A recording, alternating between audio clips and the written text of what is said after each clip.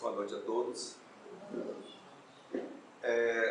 Tivemos a ocasião de comentarmos aqui sobre a primeira viagem que Allan Kardec fez assim que o primeiro livro espírita foi lançado, o Livro dos Espíritos. E 2 anos depois, em 1862, ele estava fazendo a terceira viagem, quando o segundo livro, que faz parte dos 5 livros que compõem a codificação espírita, foi lançado, neste caso, o Livro dos Médiuns.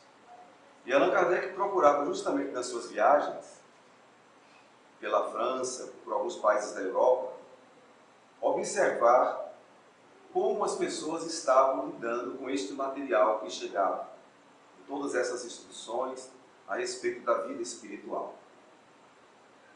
E na viagem de 1862, que foi a mais longa, mais extensa, ele fez vários discursos em mais de 50 reuniões que participaram. E o primeiro dos discursos deste ano, 1862, ele fez um comentário sobre os inimigos do progresso. Lembrando que em todas as épocas da humanidade, todas as pessoas que trouxeram propostas transformadoras, propostas voltadas realmente para o bem, todas as pessoas e as propostas foram perseguidas, tiveram chamados detratores, inimigos, adversários. Allan Kardec lembra, inclusive, de Jesus, que foi o homem mais perfeito que passou por este mundo, que nos trouxe a principal mensagem vinda diretamente de Deus, propondo-nos a vivência do amor e nos mostrando cada detalhe de qual seria a extensão da vivência do amor, como sendo um caminho verdadeiro que pode nos conduzir a Deus, portanto, à felicidade completa. Comenta, inclusive, que todos os tipos de perseguições Jesus sofreu mais do que qualquer outra pessoa que tenha passado por este mundo, não só na época em que ele veio, mas antes mesmo dele começar a sua tarefa, já começou aquela perseguição de se matar todas as crianças, num período em que foi anunciado pelos profetas judeus que Jesus já teria nascido. Então já se tentou paralisá-lo ali, matando as crianças, considerando que se matassem todas, ele não ia chegar à idade adulta para transmitir a mensagem. Que mensagem é essa? Perigosa, que merece ser perseguida desde o nascimento. A mensagem do bem, da paz, do amor, foi isso que ele veio trazer. E até hoje, Jesus é o ser mais perseguido deste mundo. Não só por pessoas encarnadas, como por pessoas desencarnadas, por espíritos que trabalham todos os dias para que a proposta de Jesus não vigore, não prevaleça entre nós. E essa luta está de pé. Considerando que o Espiritismo é justamente a promessa que Jesus fez naquela ceia da sua despedida, na Páscoa, da sua condenação a morrer na cruz, naquele dia especial, ele disse que iria enviar um Consolador, iria pedir ao Pai que não nos deixaria órfãos e que enviaria o Espírito de verdade para nos relembrar todas as coisas que ele havia dito, falar de coisas novas e permanecer conosco até o fim dos tempos. E o Espiritismo é esta promessa que se cumpre. É Jesus em espírito, não mais personificado, encarnado, juntamente com todos os bons espíritos que trabalham ao seu lado, elaboraram esse material e, através da mediunidade séria, respeitosa, instrutiva, socializante, vieram os livros que nos instruem acerca de tudo que nós devemos saber sobre o espírito, sobre a sua origem, sobre a sua natureza, o seu destino e a relação que existe entre nós que estamos encarnados e aqueles que já estão desencarnados.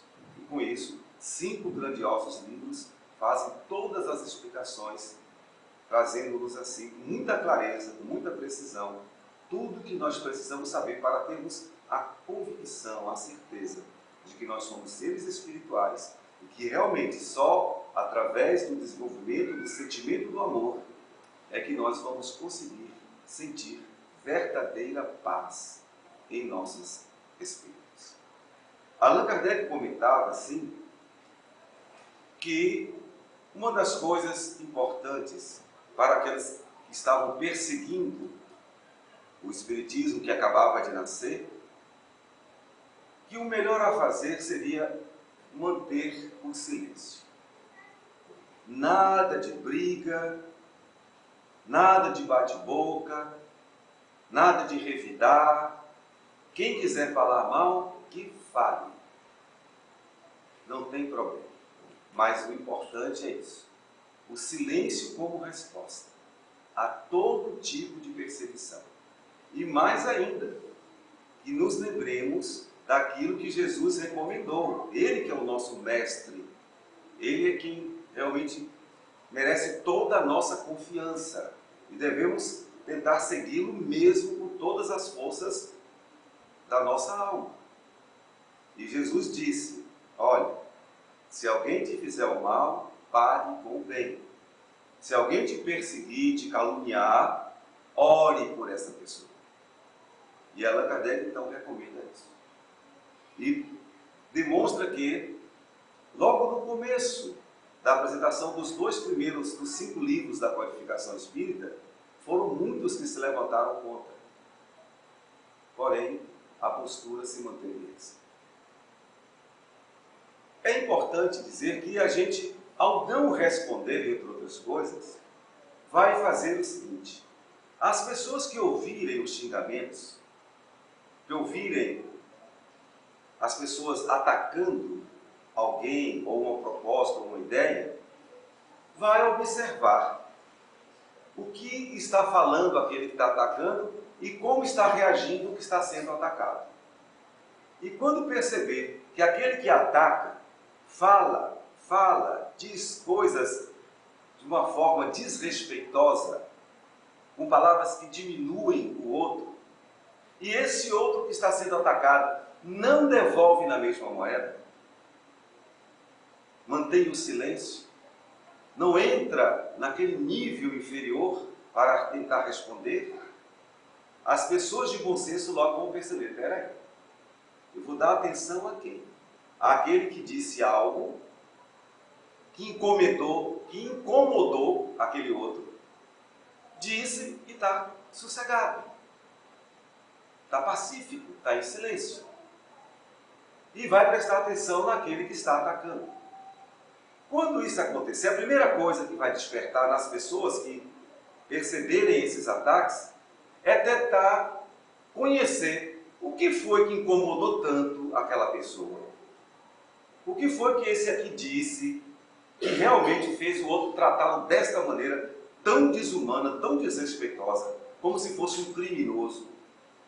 E é aí que muitas pessoas vão procurar saber o que foi que aquele que está sendo vítima falou.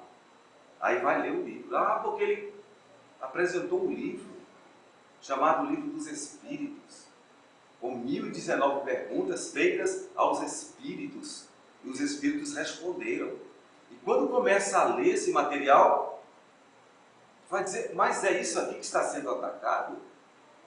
Aqui só está dizendo que nós somos filhos de Deus, que Deus é a causa primeira de todas as coisas, que os 3 grandes elementos que Deus criou foi, além dele próprio, o Espírito e o Universo, estabelecendo todos os códigos de ética, moral, de convivência entre todos em relação a tudo, e aprofundando no conhecimento da vida espiritual, do que acontece com o espírito depois da morte do corpo físico, do que acontecia, como viviam os espíritos antes de reencarnarem, e assim, numa sucessão de perguntas e respostas profundamente respondidas, se viu um material como nunca houve no mundo para explicar a existência humana na Terra.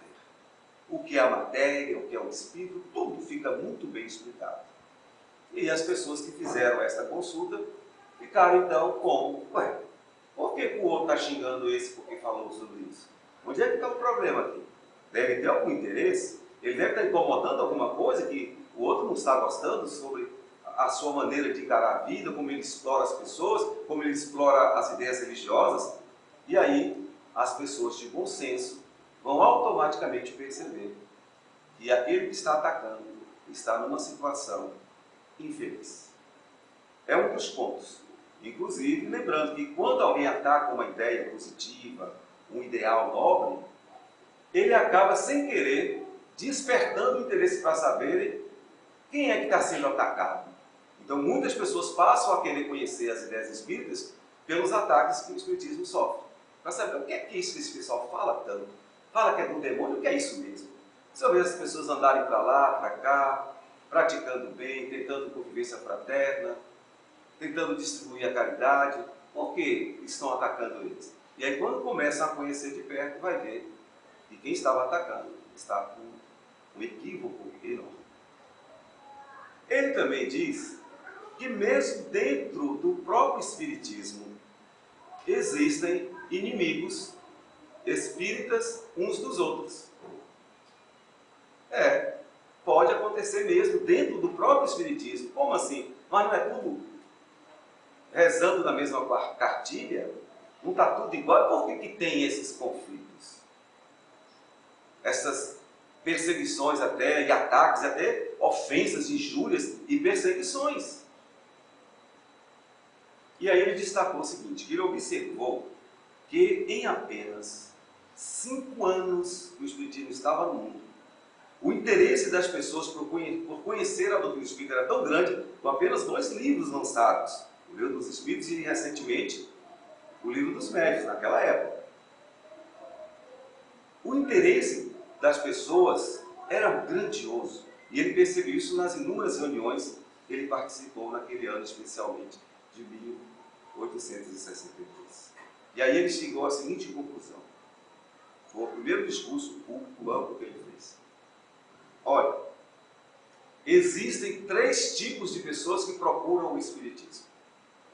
Tem aquelas que procuram o espiritismo apenas para verem os fenômenos, verem os espíritos manifestando, curando, fazendo algum tipo de coisa que chame a atenção. E ele disse claramente que essas pessoas jamais vão se tornar verdadeiramente espíritas. Jamais. Quem fica atrás de cura, de ver espírito, de ver milagre, essas pessoas não vão se espiritualizar. Ele disse isso há quanto tempo? Há mais de 100 anos. E hoje não mudou. Quem procura o espiritismo apenas a procura de fenômenos, de ver espíritos e curas, jamais vão aprofundar para entender o que realmente o espiritismo está pregando e o que ele espera de nós. Esses vão ficar ali na ronda do fenômeno, na superfície, e nunca vão ser espíritas verdadeiramente, mas vão atacar outros tipos de espíritas, que nós vamos dizer agora mesmo. Ele falou então do segundo tipo de espírita que teria. Seria aquele espírita que iria até estudar o espiritismo.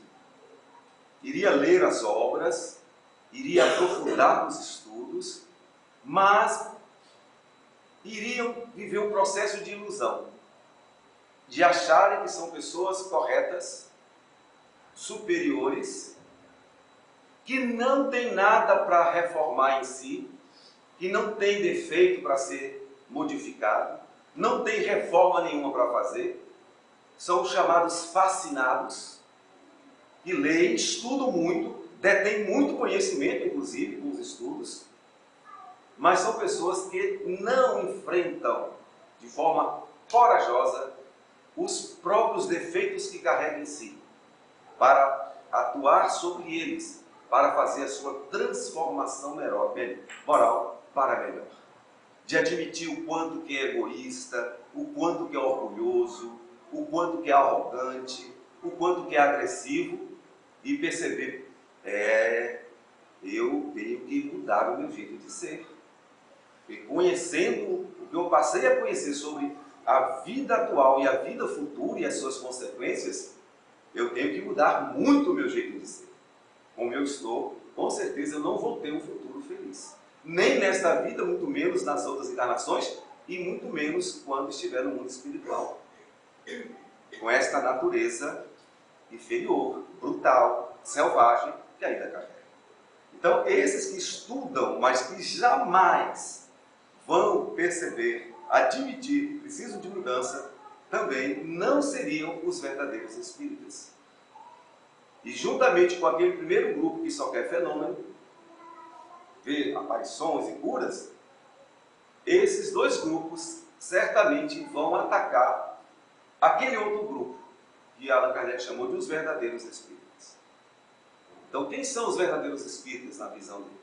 São aquelas pessoas que, mesmo não vendo fenômeno nenhum, estudando a filosofia espírita, que explica detalhadamente tudo que Jesus veio nos ensinar, apontando esse caminho para que sejamos pessoas boas, voltadas mesmo para o bem, para a nossa renovação, e aquelas pessoas que vão estudar muito, vão querer cada vez mais entender esse material, mas ao lado desse estudo vão ter uma preocupação ainda maior de observarem a si mesmas.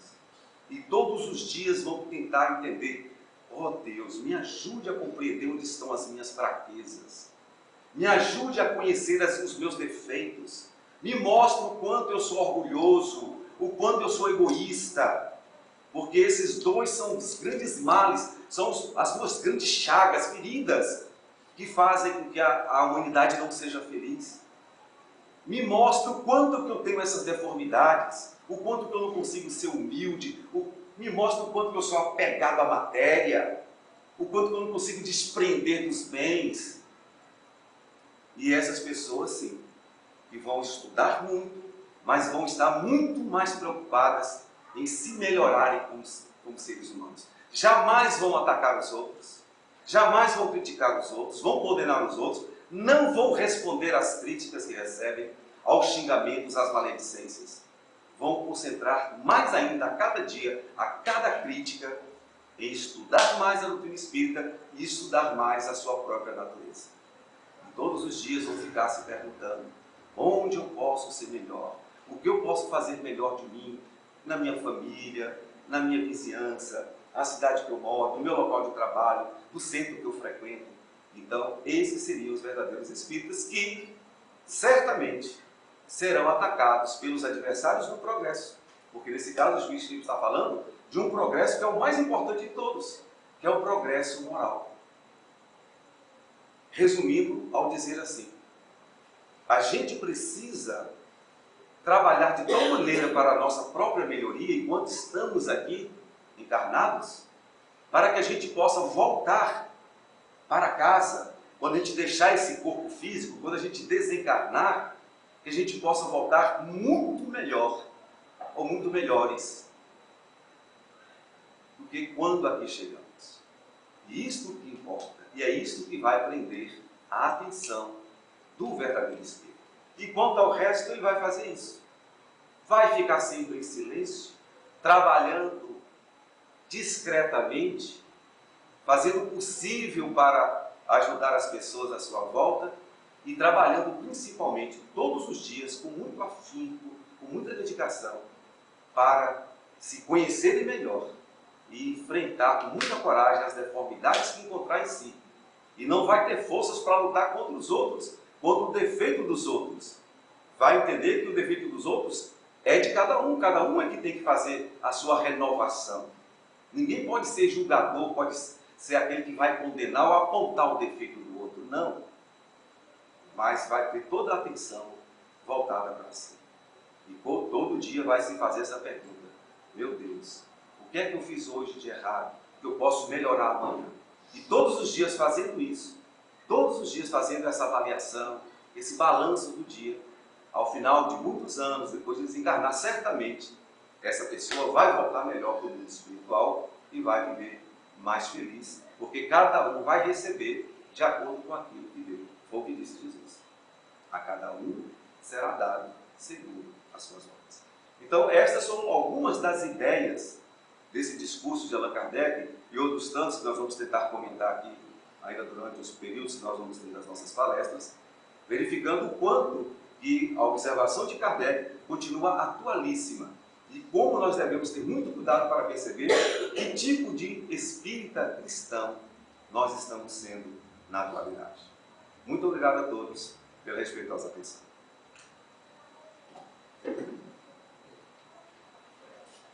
A revelação espírita. Nós buscamos, para poder fazer essa fala de hoje, no livro A Gênese, o primeiro capítulo, e também no livro EAD, o livro 5, no roteiro 4. Revelação espírita. A palavra revelação, ela vem do latim, revelare. Revelar é tirar sobre o véu, é mostrar aquilo que estava escondido, é fazer uma mostragem de uma coisa que ninguém conhecia. Então você vai revelar o que estava ali oculto para trazer a todos a luz, né? Mostrar sobre a luz. E a doutrina espírita é uma revelação? O que a doutrina espírita nos revela? Por que a doutrina espírita é considerada a terceira revelação? Qual foi a primeira revelação? Qual foi a segunda? E a doutrina espírita seria a terceira. A primeira revelação foi Moisés. Moisés, ele recebeu o Decálogo, que até hoje ele está aí na sua integridade, com todas, é o código moral que serve até hoje como certo. Então, a gente vai dizer que a revelação ela tem que ser uma coisa verdade. Ela tem que ter essa força moral para prevalecer sobre os fatos. Então, a revelação é uma revelação divina, porque Deus ele não vai mentir jamais. Então, a revelação, a base dela, essencial, é a verdade, sobre os fatos que ela está ali para ser revelada. Voltando a Moisés, quando ele esteve aqui para poder falar essa primeira revelação, uma das coisas principais que ele nos deixou, porque naquela época todo mundo acreditava em vários deuses. E ele nos fez fixar naquela época para o povo judeu que o Deus era um Deus único. E ele teve que criar naquela época leis para que contesse aquele povo que era um povo primitivo. E aí Moisés também, ele começou a falar também sobre amor. Mas as pessoas, eles tinham que ter alguma coisa que eu aprendesse, que eu respeitasse. Porque a sua fé tinha que ser na base também do medo. Então o Deus daquela época de Moisés era um Deus que metia medo, que o Deus castiga, né? Para ter a punição. A segunda revelação, nós tivemos Jesus. Foi bem citado aqui os ensinamentos de Jesus. Então Jesus, ele já veio na sua revelação e falava do amor ao próximo, do amor a Deus, do respeito que você tem que ter pelo outro, de você desprender das coisas materiais. Então, ele deu a continuidade do que Moisés falou, ele continuou. Ele não fez desmentir nada que Moisés falou. Ele foi continuar a sua fala. Só que naquela época, as coisas que Jesus tentava nos revelar era de difícil entendimento nosso, porque intelecto e moralmente não tinha ainda o desenvolvimento devido para que tudo que Jesus nos falasse fosse entendido. Aí, como já foi dito, também Jesus prometeu um Consolador prometido. A terceira revelação, que é a doutrina espírita. Então, a doutrina espírita, ela vem nos revelar o quê?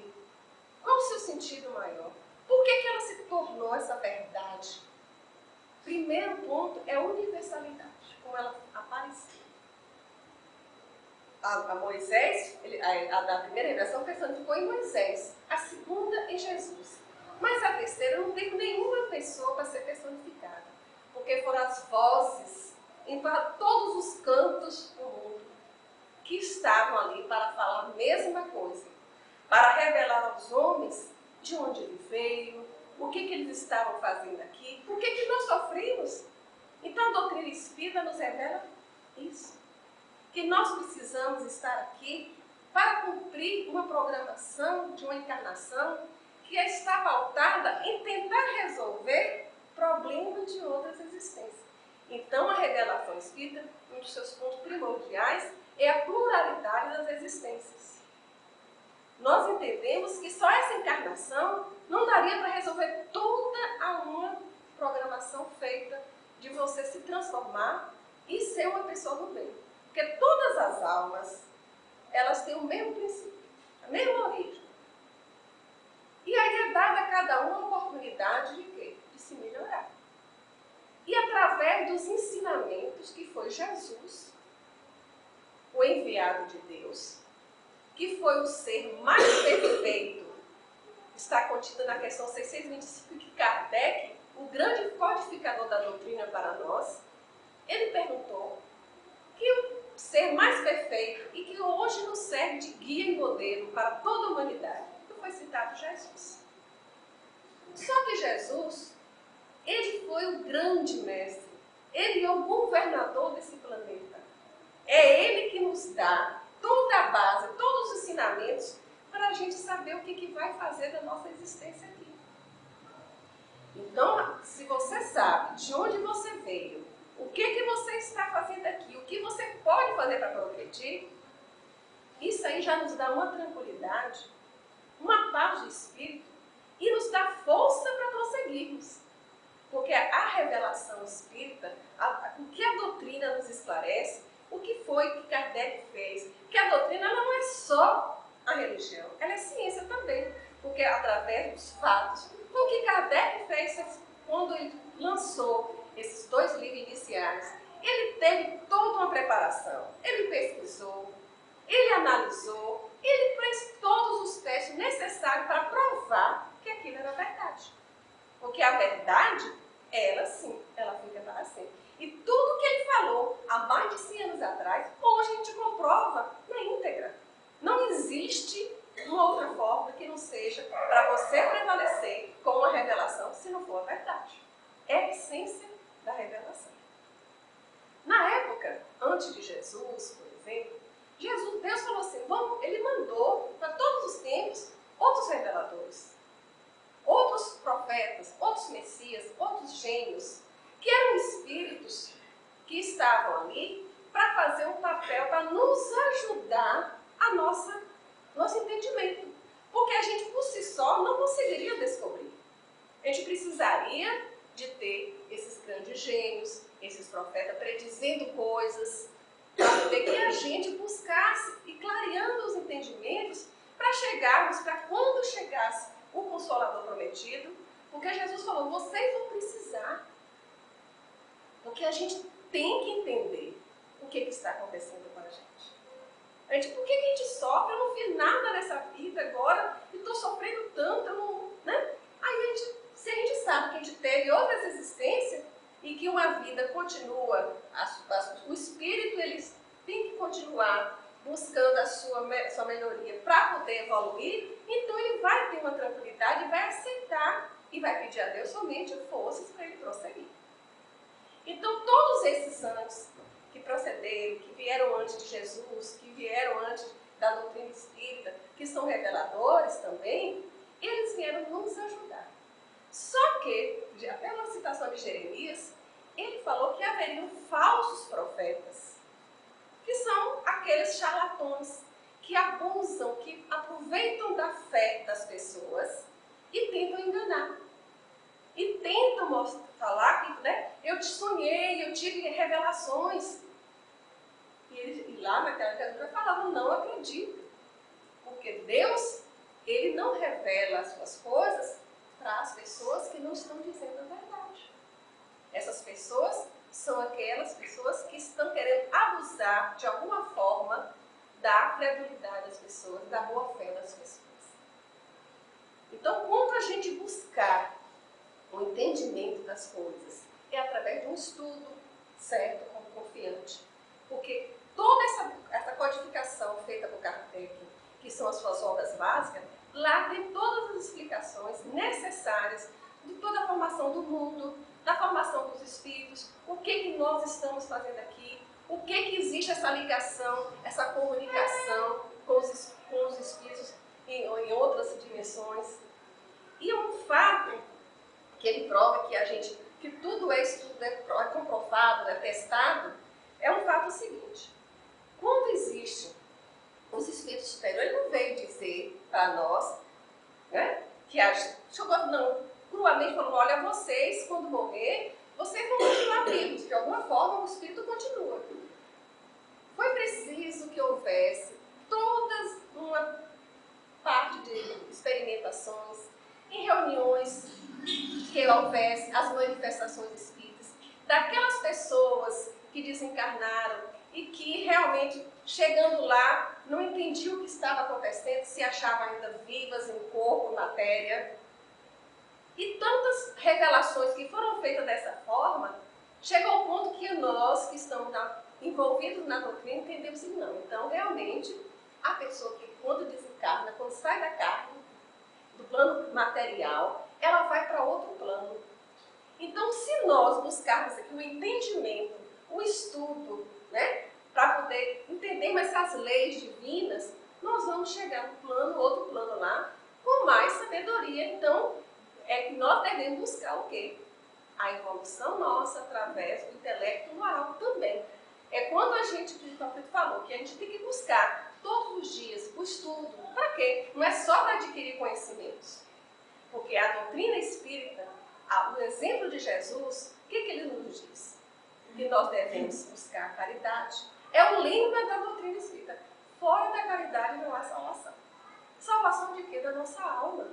Porque se você pratica o bem, se você faz a caridade, se você é uma pessoa solidária, que pensa no próximo, que ajuda o próximo, você está praticando ali os ensinamentos de Jesus, que são essenciais para quem te siga, porque através dos seus ensinamentos nós vamos buscar assim a evolução da nossa alma, do nosso espírito.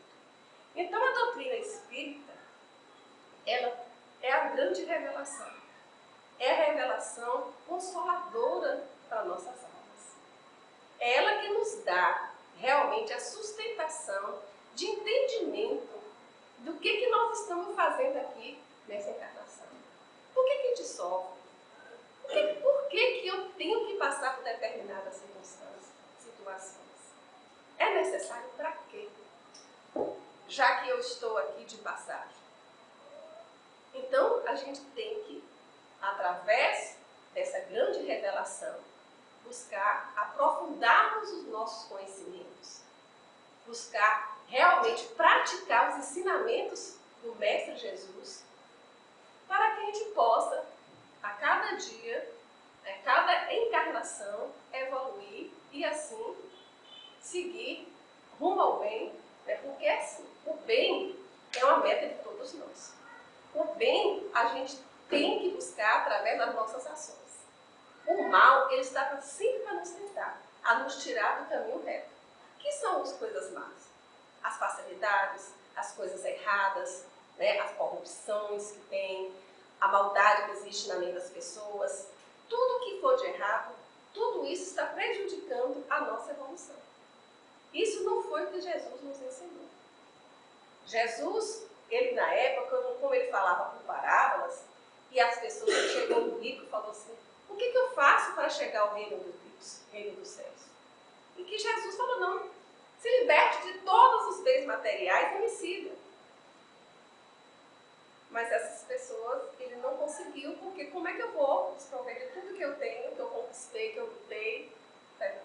Será que a gente tem essa capacidade de nos desprendermos das coisas materiais? O que Jesus quis nos dizer com isso? Largue tudo, me siga. Não é que a gente vai abandonar a família, as responsabilidades. Pelo contrário, ele quer que nós façamos o nosso melhor. Ele quer que a gente tenha uma responsabilidade a mais, não só com os nossos, mas com toda a humanidade. É aí a fraternidade de toda a humanidade, vivenciada por todos nós que estamos aqui encarnados. E o mundo de regeneração? É a meta de todos nós. Então a doutrina espírita, ela é que vai fazer com que chegamos a essa etapa, que é o progresso de toda a alma que vai buscar estar nesse mundo de regeneração, que é realmente através das nossas ações. Então, quem vai nos ajudar a chegar, se não a doutrina espírita, através dos seus ensinamentos? Então, essa revelação maravilhosa, essa revelação que nos esclarece em todos os pontos e que foi revelada por vários espíritos em vários pontos de todo o mundo, para que não houvesse dúvida, porque a revelação ela é confirmada pelos seus fatos, ela é cientificamente comprovada. E se houver algum ponto em que há uma dúvida, ela volta e recomeça para, naquele ponto, para poder esclarecer, até que seja tudo às claras. É tirado sobre o véu, é a revelação da verdade. É essa que vai prevalecer para toda a humanidade. É essa revelação que os espíritos, juntamente, né, os enviados de Deus, juntamente com Jesus, que é o governador do planeta Terra, e todos nós que estamos aqui buscando, através dos estudos, fazer a nossa parte. Aí sim, estaremos combinando com o que Jesus disse. Amar a Deus sobre todas as coisas e ao próximo como a si mesmo. Agradeço a atenção de todos, né? Que eu tenha passado a mensagem, essa revelação, e que a gente realmente busque ter essa revelação dentro de nós, a cada dia da nossa existência.